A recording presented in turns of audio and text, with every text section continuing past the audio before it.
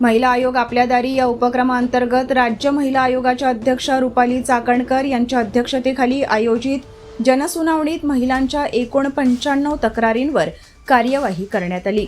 वैवाहिक व कौटुंबिक समस्यांच्या 79, सामाजिक समस्यांच्या 5, मालमत्ता व आर्थिक फसवणुकीच्या 6, कामाच्या ठिकाणी लैंगिक छळाबाबत 1 तसेच इतर 4 तक्रारींचा समावेश होता। तक्रारींच्या प्रभावी निवारणासाठी 5 पॅनलची नियुक्ती करण्यात आली होती। नियोजन भवन येथे पार पडलेल्या या जनसुनावणीला विविध विभागातील वरिष्ठ अधिकारी उपस्थित होते। यावेळी रुपाली चाकणकर यांनी महिलांच्या तक्रारींवर तात्काळ दखल घेण्याचे निर्देश देत कोणतीही टाळाटाळ न करता संबंधित यंत्रणांनी गांभीर्याने सोडवणूक करावी असे स्पष्ट केले।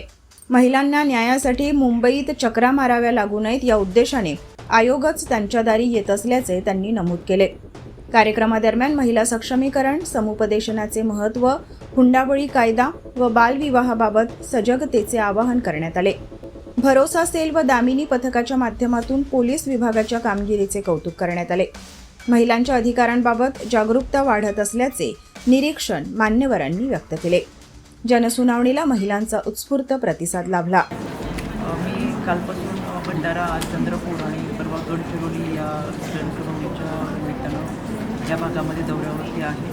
काल भंडारा जिल्ह्यामध्ये आमच्या 66 तक्रारींची जागची सुनावणी झाली आणि या पॅनलच्या दरम्यान जिल्हाधिकारी, पोलीस अधीक्षक, विधी सेवा प्राधिकरण, संरक्षण अधिकारी या समवेत सर्व अधिकारी उपस्थित असल्यामुळे अनेक वर्षानुवर्ष महिलांना म्हणजे प्रलंबित असलेल्या केसेस आम्ही या निकालात काढू शकतो याचं मला समाधान आहे। आमच्या राज्य महिला आयोगाचं मुख्य कार्यालय मुंबईला आहे।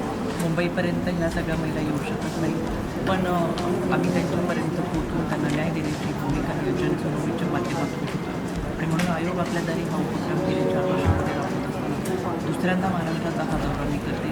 आपल्या माध्यमातून मला चंद्रपूर जिल्ह्यातील महिलांना मला आवर्जून सांगायचे तुमच्या ज्या काही तक्रारी असतील जरूर आमच्यापर्यंत पोहोचवा। आज आमचे पॅनलिस्ट या ठिकाणी उपस्थित आहेत आणि त्यांच्या माध्यमातून आपल्या तक्रारीचं निवारण आम्ही जरूर करू। त्याच पद्धतीने हेल्पलाईन नंबरसुद्धा आपल्याला दिले आहेत, ऑनलाईन पद्धतीने तक्रार नोंदवली जाते त्याचासुद्धा आपण उपयोग करावा।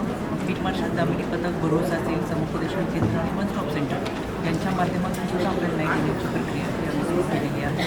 कोणत्याही व्यासपीठाशी आपण जरूर संपर्क साधा, पण अन्याय अत्याचाराला सामोरं जातात त्याविरोधात आवाज उठवत असताना आम्ही तुमच्यासोबत आहोत हा संदेश मला निश्चितपणाने आपल्या माध्यमातून राजकीय पक्ष किती प्रकरण आहे, अंदाजे किती प्रकरण अजून जनसुनावणी सुरू होती आहे।